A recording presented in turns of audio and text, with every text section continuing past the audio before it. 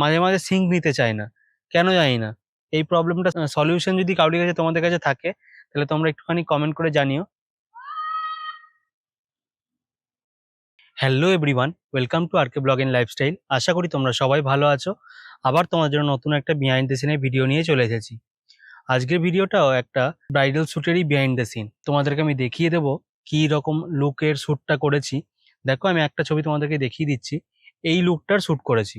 তো শ্যুটটার জন্য আমি ইউজ করেছি Nikon ZF with 85mm, 50mm এবং তোমার 24mm। তিনটে লেন্স ইউজ করেই ছবি তুলেছি।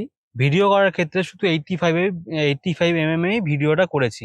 ওয়াইডে আর সেরকম কিছু ভিডিও নিইনি, সব ক্লোজ মিড ক্লোজ ভিডিও নিয়েছিলাম। ছবিগুলো যখন তুলেছিলাম তখন ইউজ করেছি 85mm প্লাস কিছু টাইমে 50mm, আর দু একটা ছবির জন্য 50mm, আবার কিছু টাইমে কিছু ওয়াইড শট দেখাবো, দেখবে দু একটা ছবি, সেই ছবিগুলোর জন্য 24mm ইউজ করেছি। তো এই কটা লেন্স ইউজ করে ছবিগুলো তুলেছি। কি লাইট হিসেবে ইউজ করেছি গোডক্সের AD300 Pro। আরেকটা তোমরা দেখবে হেয়ারে একটা লাইট পড়ছে, সেটাতে ইউজ করেছি TT520 2, কালার জেল ছাড়াই ইউজ করেছি। আর কিছু টাইমে LCও ইউজ করেছি সাইডে, হেয়ারে একটা কি লাইট, হেয়ারে মানে সাইডে একটা রিম লাইট টাইপের ক্রিয়েট করার জন্য।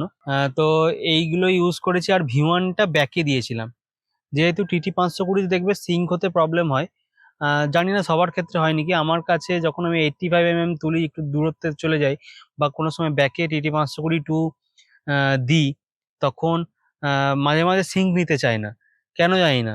এই প্রবলেমটা সলিউশন যদি কারোর কাছে তোমাদের কাছে থাকে তাহলে তোমরা একটুখানি কমেন্ট করে জানিও, তাহলে আমারও সুবিধা হবে। মানে অনেক সময় 520 কি হয়, ব্যাকে যখন দিই না, তখন ধরো 85 এমনি 50mm তুললে বা কোনো কম ফোকাল লেন্থে তুললে তখন সেটা অসুবিধা হয় না। কিন্তু যখনই সেটা 85 লাগিয়ে দিই, 85 লাগালে একটু দূরত্বে চলে যায়, যখনই ফ্লাশটা দেখা যায় না তখন কি হয়, সিঙ্ক হতে খুব প্রবলেম করে। সেই জন্য সেটাকে TT520টাকে সামনে দিয়েছিলাম। আর ব্যাকে ধরো যা যা লাইট দেওয়ার দরকার ছিল তখন ব্যাকে তোমার আমি V1টা কালার জেল ইউজ করে দিয়েছিলাম। আর ভিডিও করার ক্ষেত্রে তো LC ইউজ করেছি, প্লাস তোমার একটা RGB তোমার LED লাইট হয় সেটা ইউজ করেছি, আর রিং লাইট ইউজ করেছি। আপাতত এইগুলো ইউজ করেছি, যা যা ইউজ করেছি বলে দিলাম। আর ছবি তোলার সময় রিফ্লেক্টরে ইউজ করেছি, তোমার যাতে গলার নিচে এগুলোতে শ্যাডো না পড়ে। আর এবার তোমরা চলো বিহাইন্ড দ্য সিনের ভিডিওটা দেখে নাও, তারপর আবার আসছি।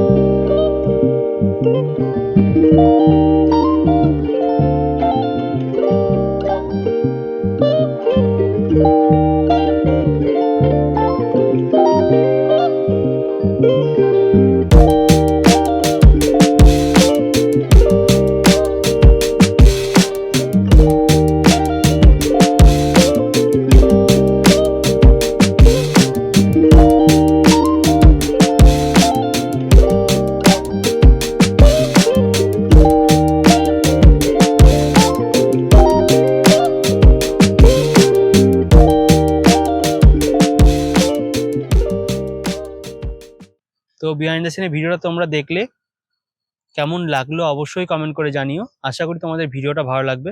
ভালো লাগলে like, comment, share and subscribe করতে একদমই ভুলো না। তো আবার নতুন একটা বিহাইন্ড দ্য সিনের ভিডিও দেখা হবে। ভালো থেকো, সুস্থ থেকো, টাটা, বাই।